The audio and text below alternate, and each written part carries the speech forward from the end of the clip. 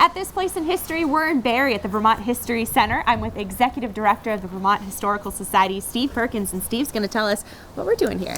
Yeah, so we're going to explore one of the really early, very impressive Vermont women. So her name was Mary Tyler, and she was writing in the really early 19th century. I mean, 1811, she was publishing books about motherhood and how women should take care of their families, and I mean, really progressive thinking. So we're going to go inside and learn a lot more about this lady. So Amanda, we're here in the library at the Vermont Historical Society, and we've invited Lynn Blackwell here to talk a little bit about Mary Tyler with us. Great. Lynn, let's start with the basics. Who's Mary Tyler? Well, Mary Tyler was a daughter of the Revolution. She was born just outside of Boston to a family of American patriots. And after the Revolution, she migrated to Vermont with her husband, Royall Tyler.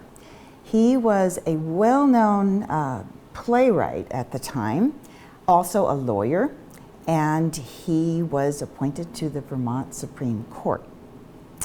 Mary, meanwhile, she raised 11 children on their farm in Brattleboro. Interestingly, none of her children died in the early years, so she was a very accomplished mother. And she wrote a famous child care manual called The Maternal Physician. And we have a copy of that right here. We right? do. Yeah. We have a copy in our library here at the Vermont History Center, and it is by an American matron. It was written anonymously because women didn't publish their names at this point in time very often. It was very unusual. And of course, her husband had published a number of things, and this helped her get access to the publishing world. But she was very interested in promoting the role of mothers. And she challenged the role of doctors at this point in time. She said mothers were much better than either physicians or husbands in monitoring their children's health, not only their health, but also their discipline and their education.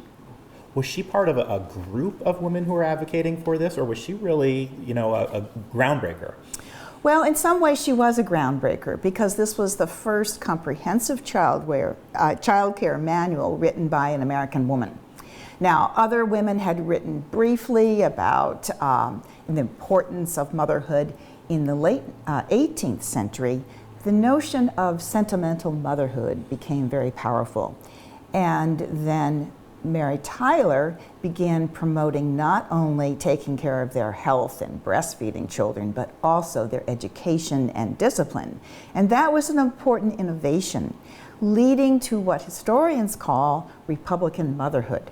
The role of women in the new republic was incredibly important, so many other women began writing about that in the time period when her manual was published, which was 1811.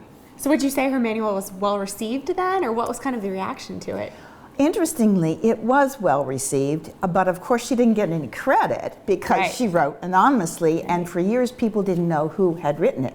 So people in Vermont knew about it, but when I went to look at the story of Mary Tyler, most people outside of Vermont didn't realize that The Maternal Physician was by Mary Palmer Tyler. After her husband died, her husband was quite a bit older than Mary.